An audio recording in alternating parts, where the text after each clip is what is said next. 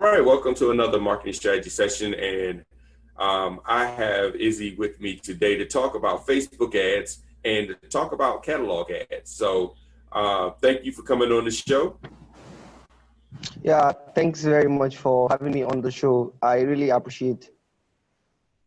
Great, great. So let's talk about Facebook ads. I mean, you hear about Facebook ads a lot nowadays. Um, But I want to talk about your approach to Facebook ads and what you found, especially with catalog ads. So let's talk about how you look at it, how you approach it, and the strategies that you've seen to be successful. Okay, yeah. Now, in this time, we've actually had a lot of controversies and opinion from different people on Facebook ads. Mhm. Now, we all know that given the current pandemic ravaging the whole world and stuff, social media has become a go-to platform for sales and all that, right? Yeah. Yeah, so Facebook ads is actually a very wonderful feature that can be taken advantage of to boost your business, be it sales or services actually. So you just have to follow some really, for me, I think you have to follow some really basic laid down steps from what I've studied and what I've come to see about Facebook ads and from some of my split tests too. They actually can be very tricky. Yeah, Facebook ads can be very, very tricky, especially if you're new to the system. But I think there are about six, seven things you can actually maximize. You can actually use to maximize Facebook ads, but Okay. now, I don't- now if you're going to use a Facebook advert, you should have done your homework. Like, it's not something you just get up, you make a post, and you decide to make it an ad and promote it. No, it doesn't go that way. Although I actually made some of those mistakes a while ago, but yeah, doing your homework is very essential. Now, what are you advertising about? Mhm. You get you make your homework, do your research. What are other people advertising about those stuff saying about it? How are they going about it? What are the proven ways that if you search these stuffs and actually look for it, you will see others that have actually done something pretty close and similar to what you've done and have made results. Now try to get the do's and the don'ts after you've Okay. actually made this research. The Another way I actually discovered recently that works for me, you can actually do a physical survey. Let's say others that are into the brand or maybe your customers, ask them why they frequent you, why they like you. You can add all these features in bit sizes to your ad campaign, and it really makes the difference. Okay. Now, since we're talking about Facebook ad, we all know it's a social platform, and the secret to actually winning in the social platform is to be social actually. And then what's better way to do it than videos and graphics right now? So for Facebook ads, I actually prefer short videos actually, but it doesn't really matter if you're using a video or a picture or a set of pictures. You just have to make sure you give it your best graphic. Like, no one, with all the amount of quality out there, no one's going to look at something that's crappy. Like, Hmm. you get the point. Yeah. Yeah, so you really have to make your Facebook ads look like it. Like, you really need to put so much effort in designs. Like, in one of the split tests conducted by a colleague, there were two designs, two very great designs, obviously. But then in one of them, we used cartoons, while in the other one we used human faces, and we found out that human faces are actually quite very um, resourceful.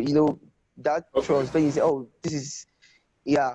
So knowing your graphics and knowing what works in your area is actually a very nice thing to keep look at. Then after that, we can go to the headlines, right? Mhm. Now, while making a headline, there are very few things you have to consider, but these few things are of great importance. Now, you have to make sure there's a bit of your message in your headline, and Okay. then most people don't know this, but there's also SEO on social media platforms, Facebook and Instagram. There's Mhm. also a bit of search engine optimization functions. So Okay. if you're going to make an ad, your headline should be catchy. It should contain a bit of the information, and it should also be contain a relevant keyword in your particular industry or niche or whatever you're making an ad about. I don't Okay. know if you're getting the point. Yes. Oh, definitely. Yeah, I've been. Uh, You definitely have to have that keyword inside the headline, Yeah, preferably. your keyword is going to play a big role in making you visible to the people you want to see your ad. Yeah. Yeah. Now, having considered this, we'll go to probably making something like a bait. Every ad needs a bait, but most of the times, some people are just scrolling through social media or platforms. They're not looking for you, but I did it. Okay, I tried it in a recent ad I gave out about a design tutorial workshop, and Mhm. then we actually included that for the best designer, you would get a particular prize, and then we saw that on other ads with that particular design, but with not with the bait, the Mhm. feedback was actually lesser than the one with the bait. Okay. So while making ads, you have to like people like freebies, discounts, and stuff like that. So you can just say 50% discounts boldly, or buy two get one free, or Mhm. um, any other attaches or benefits that comes with um, the ad. That's actually going to help you convert a lot. Okay. Okay. Now, now speaking of conversions, for every ad, you have a purpose. Correct me if I'm wrong. You have a target, right? Yes. Yes. For every ad. Exactly. Exactly. So you don't want to end up getting a lot of likes or comments, and at the end of the day, you're not converting, you're not getting your end goal. No money. It doesn't really, yeah, it's not a good return on investment at all. So what you have to do is have a clear call to action in your adverts. Now, if you want people to buy, somewhere along the process, put a call to action for buying. If you want people to subscribe, maybe to your email marketing list, somewhere along um, the whole operation, make sure there's a clear call to action to subscribe to your email. If there's something more you want to generate traffic to your site, make sure there's a link that is directing people to your site. If you want to create brand awareness, make sure it's directing people to maybe your page or whatever. Just try to add a clear call to action that will link to your purpose for performing your ad. This actually improves ROI, return on investment. Yeah. Okay. Now, now, a very big mistake that has um, cost a lot of ad to have, let's say, high click-through rate but low conversion is Mhm. actually landing pages. Now, Really? as simple as it sounds, landing pages are actually very much important. Now, here's a scenario. I put out an ad for a black shoe, right? Mhm. Mhm. And you click through my ad because you actually like the black shoe and you saw that you can actually get it for a discount. That is all things being equal using our previous steps. And then you get to my landing page and all you're seeing are red and yellow sandals and there's no black shoe. Okay. Yeah. Definitely, definitely you're going to have to go back because you came for a black shoe, right? Mhm. And you're not seeing it. So you have to create that relationship, that uniformity between your landing page and your actual ad. If, Okay. if, if possible, you can go as far as designing your ad to have the background and the feel of your landing page so that it's not look as if some people actually fall in love with your design and what you show on the ad. Now Okay. tapping that ad and then the pages that follow continue to sync with what they fell in love with will actually bring them home. It actually lead to the conversion you're looking for. Now there's bounce back rate a lot, like a very high level bounce back rate on websites and social media pages or adverts. So someone clicks and um, goes back without converting. Now, a very big factor here is complicated process. Like you don't want someone to, like now, a lot of people online have trust issues, but because it's not a physical dealing, it's something that's done online. So you have to get them to trust you first before they can actually buy your product. That's how the whole advertising stuff works. So you can't just place an ad and someone clicks through and sees an email subscription list and fills it only to see a billing information list. It doesn't work that way. The person will probably go back or get angry or probably feel as if it's all spammy or something more like scam. I don't know if you're getting the point. Yeah. Yeah. Yeah. So if example, your target for running an ad is to get more sales. Now, after someone clicks your ad, they should be able to see what they are about to buy. You get, so that they'll get to absorb all of this information, and then maybe at a very strategic position, there's a call to action: boldly buy. And then if someone taps your buy, they should be able to fill in their information and their every necessary detail with ease. It should not be stressful. You should look for a way, if it's Shopify or PayPal or whatever third-party platform you're using, it should be easy for people to actually convert, for people to actually reach your goal. Because I can't come on and I'm seeing a lot of complicated processes I'm not understanding. Obviously, it's online, so I cannot really start asking you. So I just, after a few unlucky tries, I can just go back. And you get the point. Yeah. Yeah. Yeah. So alongside with a simplified process, you also want your page. Since we're using Facebook as an example for this ad, your page, Instagram feed or Facebook page to look coherent and decent. Like someone coming to your page should have a feel of should know that you know what you're doing, should know that you know what you're selling. You get, Okay. I said something before about people having trust issues because they're dealing online and not with you physically. So since seeing is believing, that's what we have. So since I'm not seeing this physically, I need to have you need to actually create another platform for me to make me believe what you're telling me. You get, so give me an appropriate background, a landing page that is nice and that will sync with your ad, and then a simplified process to convert your goal. And if you just follow the steps along with a great design, nice bits, an eye catcher, and know your targets. You don't want to run a Facebook ad on blank hopes. No, it doesn't work that way. If you actually follow these steps, basically, I'm sure 100% of the time, having done your research and knowing what works, it will actually come out right. Okay. Okay. So yeah, that's some great points. I mean, being able to have uniformity in all of your pages and profiles, and then doing your research to know what they're looking for and offer exactly what they're looking for. It just makes good sense. It's a good user experience. Yeah, yeah. Now, since I've already covered the Facebook adverts, I'd like to touch catalog sales. Yeah. Okay. Okay. Now, for catalog sales, but catalog sales is more like a product thing than a service thing. So it's like a mini shop, but you actually showcase your products and you want people to see and to fall in love with it and to buy. Yeah. Okay. So for catalog sales, you actually need a brand identity.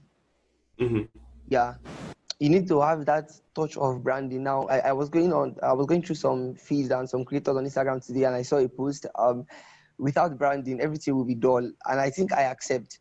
Now, imagine Superman without his crested S on his chest. You know that, like, that's his symbol, that's his brand. There's a lot of, like, his fans know his brand. Once you see that symbol, you know this is Superman. You get.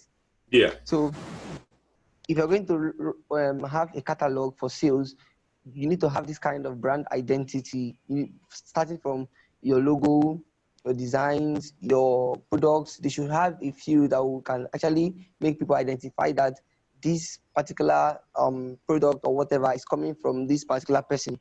I don't know if you're getting the point. Yeah. Yeah, and then Also, design plays a big role here. Design is not something we can overlook. That's why I think most online marketers are actually getting into the design world, and they are trying to push us designers away. Oh, But okay.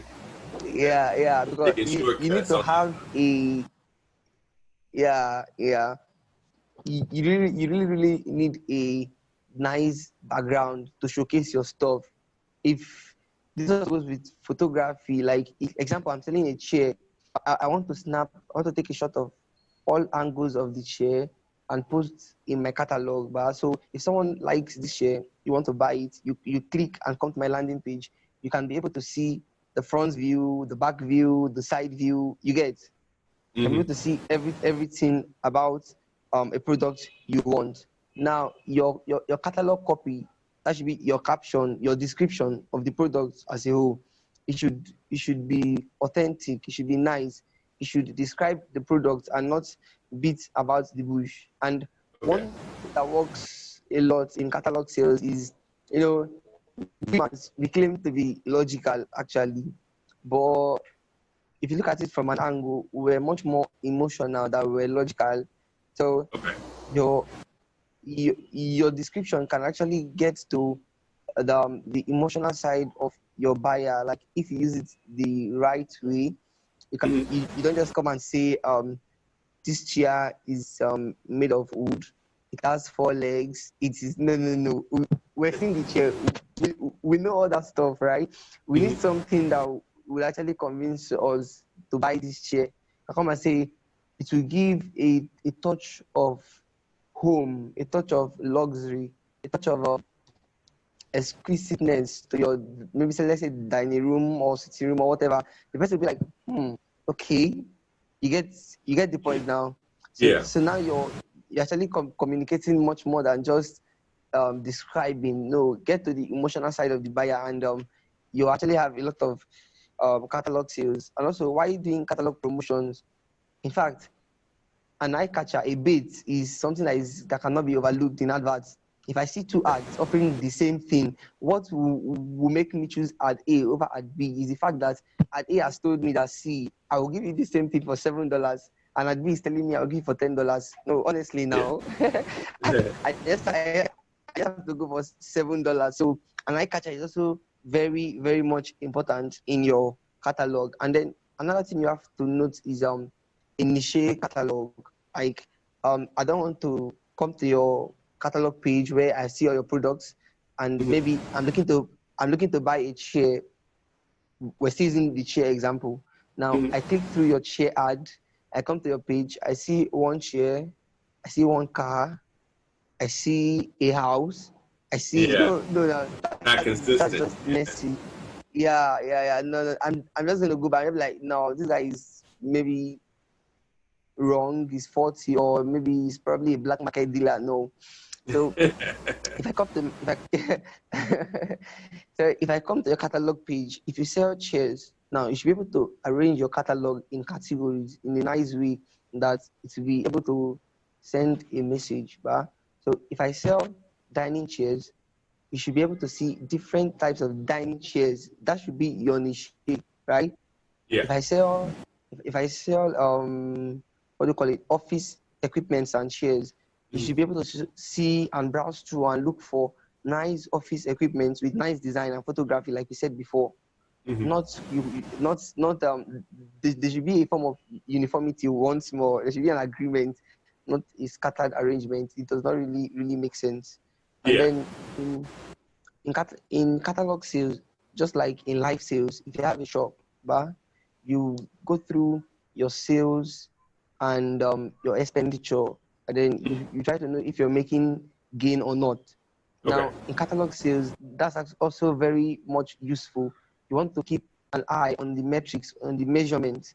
Hmm. Now, metrics can either be in form of conversions, dimensions, um, like conversions are your target goal now, your end goal, what you Hmm. want. Dimensions are actually, let's say, is this person accessing my catalog through a mobile device or a desktop? Hmm. Where is this person accessing from? Yeah. Okay. Then it can also be in form of a numeric value, like how many people accessed my catalog, how many people converted, how many people got to a certain point and went back. These details can actually help you in retargeting. You get. So Yeah. you should be able to measure everything from Facebook ads down to catalog. I believe you don't just get up and run an ad or create a catalog for sales. No, you have a plan in mind. You have a target. So you should be able to set out rules and measures for yourself in which you can be able to measure your target if you're hitting it or not. And this Okay. can be best done with analytics. There are so many analytics out there. We have Google Analytics. We have analytics for Instagram. For Facebook, we have things like Hootsuite, Botzumo, Planon. A lot of analytics are out there you can use to actually check these figures and make sure that they are aligned with the goals and targets you set for yourself. Okay. Okay. Yeah, that makes a lot of sense. Keep it catalog. Make sure that you have good analytics and you are tracking what's going on, so you know what's working, what's not. So yes, Yeah. yes, it definitely makes sense. So you know, it's a really a common sense approach. You want to do your research. You want to make sure that your look, your brand is consistent but also attractive. You want to make sure Yeah. that you're saying good things to pull them in and get them there. But when you get them there, it needs to be the same look and the same consistency as what your ad is, so that they trust you. Yeah, yeah. So, and then of course you mentioned testing. You test different ones to find out which one which copy, which page does best. So you're testing different ones. Yeah. Yeah. That's actually a nice point too. Like, don't be afraid to test. That's actually why there's split testing now with ads. Don't be afraid to test. It's okay that some of your ads will suck. It's okay that from the beginning it's actually be much more like a crowd than actually converting. But no, Yeah. over time, getting these metrics and this feedback and these real life trials and errors will actually help you become better, and you'll be much more focused on your next and future adverts. Yeah. Okay. Yeah, that sounds good. Well, that is a lot of information, but it is great information. I mean, it really walks you through the process from beginning to end in a more logical way versus, I guess you would say, a technical way to say, oh, well, here's what a Facebook ad is. Here's what a traffic ad is. I mean, if you have this, if you have this common sense, then you can create great ads.